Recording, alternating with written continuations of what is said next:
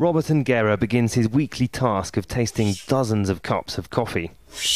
He grades them so his employers can decide what to bid for in the upcoming auction. Coffee exports earn Kenya around $200 million a year, and it provides an income for about 150,000 small-scale farmers. And most of it's tasted and then traded here at the Nairobi Coffee Exchange.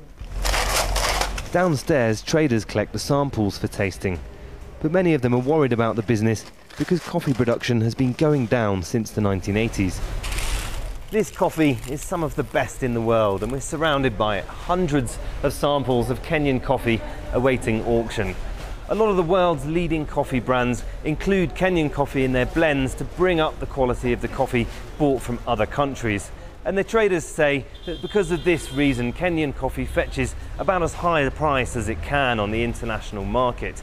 But they say that there are a number of factors between here at the exchange and the farmers that grow it that mean a lot of those farmers don't want to grow it anymore.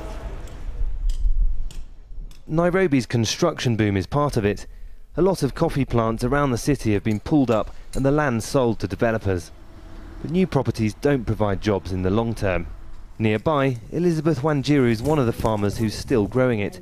She's 81. She says she gets a fair price and it provided her a steady income throughout most of her life. But she says many of her neighbours gave up. Sometimes the cooperative mills were not well organized. There were few people who could help and advise, so people opted out. Back at the exchange, Daniel Mbithi knows the business better than most. He's the CEO. Price is not the problem. Production is the problem.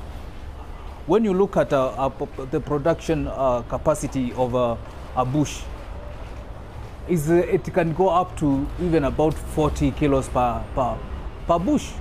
Currently, we are producing about, on average, 2 kilos. And that's our problem. Here on the trading floor, Kenyan coffee may make good money, but for farmers to earn enough and so keep their plants, they need advice and investment. The government says it's trying to help. Everyone in the business, including Robert, hopes for a turnaround in the coming years. Millions of Kenyan jobs depend on it. Malcolm Webb, Al Jazeera, Nairobi.